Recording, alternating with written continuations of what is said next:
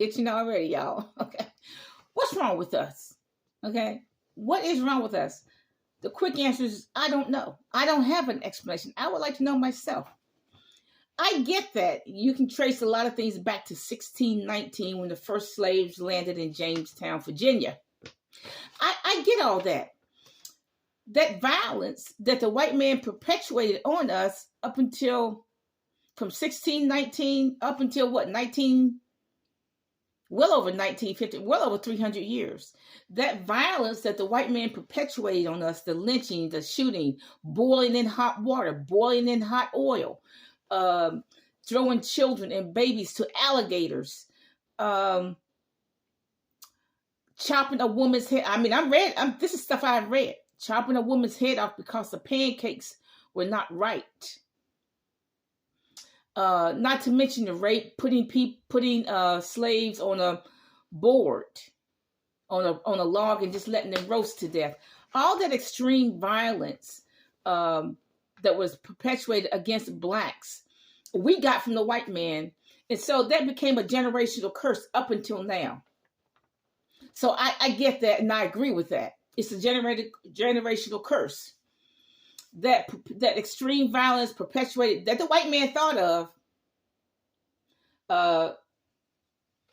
comes all the way down to this generation.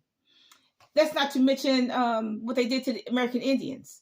The only good Indian is a dead Indian. That's what one of the presidents said. Andrew Jackson said that.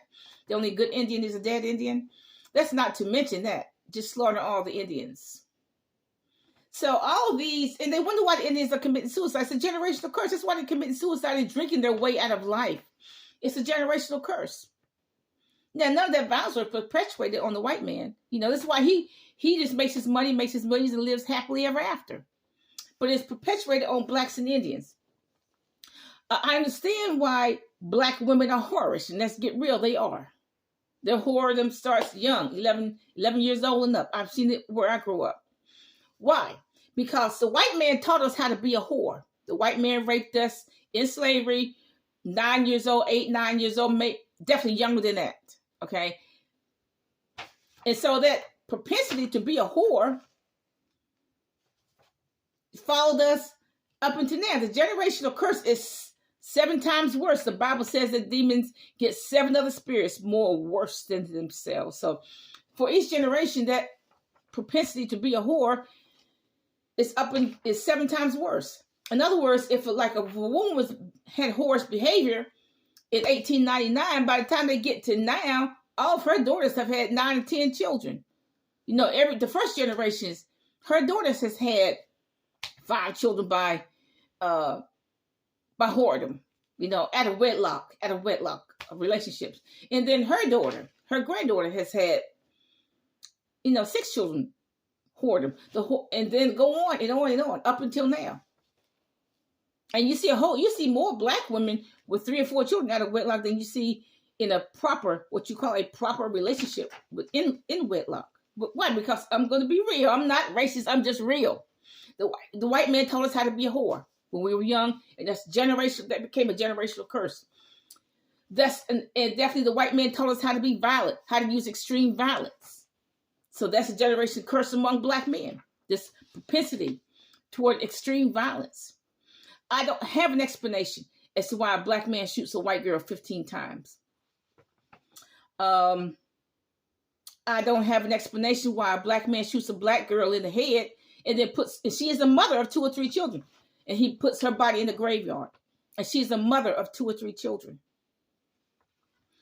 I don't have an explanation as why an 18-year-old black man shoots 2 black men who are in the car, kills them both, and he's 18 years old. Okay, and the police had no problem with this picture because why? He has a juvenile record. Okay, so something wrong with the parents. The mother went wrong, the father went wrong. But he's so young; he should be studying for his SATs. He should have already studied for his SATs, but no, he's out there killing 2 black men, and he's black. So no, I don't understand that. I don't understand why 20-something-year-old wipe out his whole family. Don't understand that either. Maybe it's something in the Popeye's chicken. Maybe we need to stop eating that slop. Maybe it's something in Church's chicken. Maybe something in that flour. Okay, I don't know. Maybe they're putting something in the prison food to make black men, more violent. They're putting some kind of poison because there are poisons out there to do that. So I don't have an explanation as to what's wrong with us. I wish I knew that. Why do the black gangs destroy neighborhoods one by one? I don't know. Instead of saying, okay, look, this may be in the ghetto, but let me plant. Why don't the gang says, look, I may be living in the ghetto. My mother's living in the ghetto, but look, I'm going to plant some flowers in the ghetto. I'm not going to go out there and just kill a bunch of people, sell a bunch of drugs, and destroy the ghetto. I'm not going to destroy this black woman's business. She has a hair care place. I'm not going to destroy that. But they do. They destroy, they rob it, and so on. I don't know why black gangs destroy their own black businesses. They do that before they would destroy a black business before they destroy a white business. They won't touch a white business or even an Asian business, but they will destroy a black business. Why do we destroy our own? Why do we do that? Why do we destroy our own businesses? Our girls, instead of protecting our girls, we rape them and dump their bodies somewhere. Why do we do that? I don't know. Do you have an explanation? Because I do not. Bye.